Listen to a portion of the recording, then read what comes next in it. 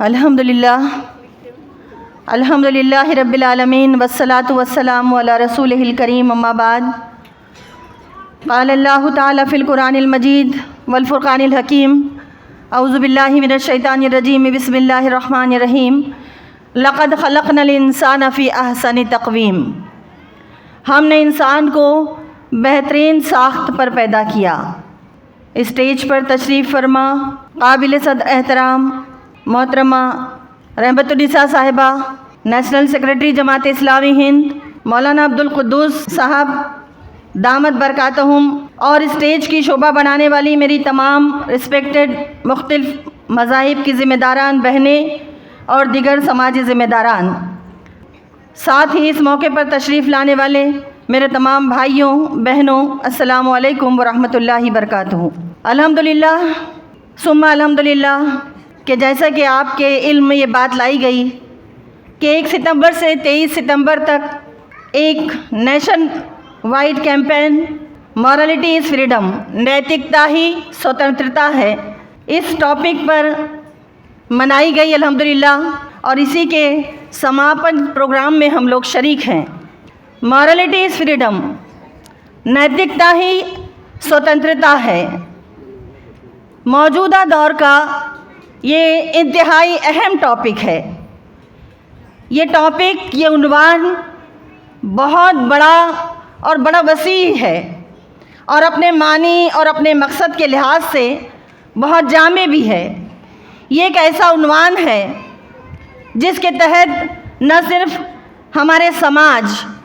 बल्कि पूरी दुनिया की कामयाबी का इन्हिसार है। अखलाकी मुहसिन, आज़ादी के ज़ामिन। आखिर ये आज़ादी है क्या? आइए इसको समझने की कोशिश करते हैं। हम जानते हैं कि इंसान पैदाइशी तौर पर आज़ाद ही पैदा किया गया, और ये उसका फंडामेंटल राइट है, ये उसका बुनियादी हक़ है कि हर इंसान के लिए पुरअमन ज़िंदगी गुजारने, अपनी सलाहियतें, अपनी स्किल्स को डेवलप करने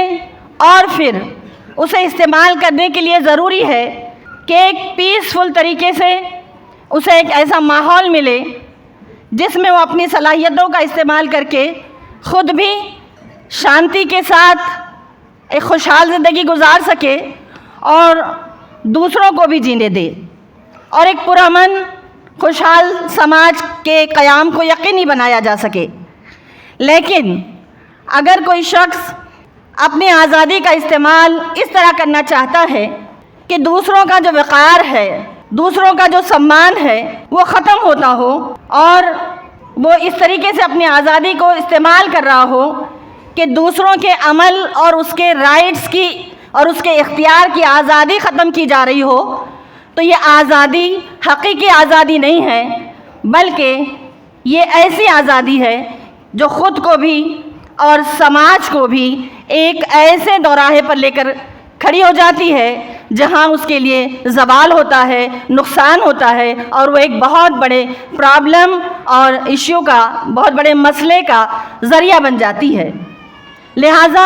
आज़ादी हर इंसान, चाहे वो ताकतवर हो या कमज़ोर,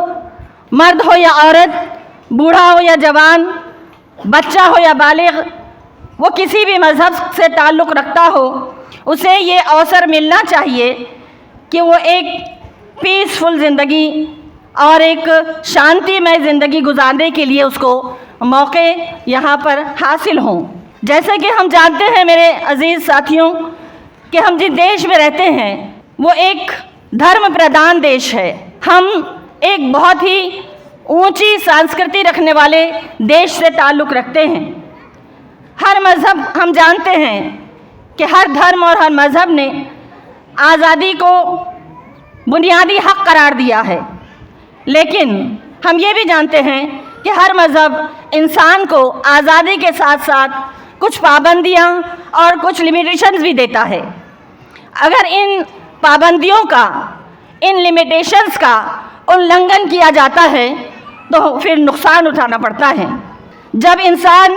इन पाबंदियों से आज़ादी हासिल करने की कोशिश करता है तो वो अपनी सतह से गिर जाता है, फिर वो इंसान नहीं रहता,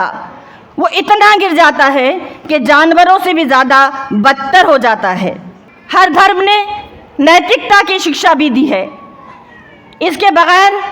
मॉरल वैल्यूज़ का तस्वुर ही नहीं किया जा सकता और हर धर्म के मानने वालों पर उसका असर हमेशा रहा है। मिसाल के तौर पर आप देखें कि शादी के बाद, शादी के ताल्लुक़ से अगर हम ये बात समझने की कोशिश करें कि एक मर्द और एक औरत का बग़ैर विवाह के, बग़ैर निकाह के एक छत के नीचे रहना, हर मज़हब के पास ये चीज़ बिल्कुल पसंद नहीं है। लेकिन अब हम देख रहे हैं कि वेस्टर्न कल्चर ने लोगों को ये बावर कराने की कोशिश की कि तुम्हारी जो जिनसी लज्जतें हैं, जो सेक्सुअल डिज़ायर्स है आपकी, इनको हासिल करने में जो चीज़ भी तुम्हें रुकावट बन रही है, जो चीज़ तुम्हें रोकती है, वो तुम्हारी आज़ादी में रुकावट है, इसे दूर कर दो। नतीजे में हम देखते हैं कि मेरा जिस्म मेरी मर्ज़ी जैसे बेहुदा नारे समाज में जन्म लेना शुरू कर देते हैं। आज इन नारों के चलते हम देख रहे हैं कि लिव इन रिलेशनशिप और सिंगल मदर, LGBTQ और बेतहाशा ड्रग्स और इसके अलावा और बहुत सारी बुराइयां हमारे माहौल में परवान चढ़ने लगी हैं। आज सोशल मीडिया, टेलीविज़न और मोबाइल के गलत इस्तेमाल ने इनको फैलाने में बड़ा रोल अदा किया है। हम देख रहे हैं कि ये चीज़ें जो वेस्टर्न कल्चर की तरफ से हमारे पास आ रही हैं, हमारे लिए ये बहुत तकलीफ़ की बात है मेरे अज़ीज़ साथियों कि हमारा देश एक महज़्ज़ब मुल्क है, सांस्कृतिक देश है, तरक्की याफ्ता देश है, हम बहुत बड़ी जमहूरियत है, आबादी के लिहाज से हम पहले नंबर पर हैं, लेकिन फिर भी हम वेस्टर्न कल्चर की नक्काली करते हुए आगे बढ़ते चले जा रहे हैं, जिसके नतीजे में हम ये देख रहे हैं कि फहश और बेहयाई आम हो रही है, नग्नता और अश्लीलता को बढ़ावा दिया जा रहा है, अश्लील जो मटेरियल है वो फैलाया जा रहा है, जिसके नतीजे में आप देखें कि हर जगह हमारी बहनें, हमारी बेटियां सुरक्षित कहीं भी हमको नज़र नहीं आती। ज़हनी गुलामी का हम शिकार होते चले जा रहे हैं। हम आज़ाद हैं, लेकिन हम अपनी आज़ादी का इस्तेमाल इस तरीके से कर रहे हैं कि हम बहुत तरीके से, अलग अलग तरीके से ग़ुलाम बनते चले जा रहे हैं। नतीजे में आप देखें कि ना 9 महीने की बेटी सेफ आपको नज़र आएगी, ना 70-80 साल की बूढ़ी माँ कहीं आपको सुरक्षित नज़र आएगी, ना वो घर में सेफ़ हैं, ना विद्या मंदिर में सेफ़ हैं, ना कहीं और वो सेफ़ हैं। तो हालत इस वक्त मुल्क की बहुत ख़राब है, हालत ज़ार हमारी, लिहाजा ये सोचा गया कि एक ऐसा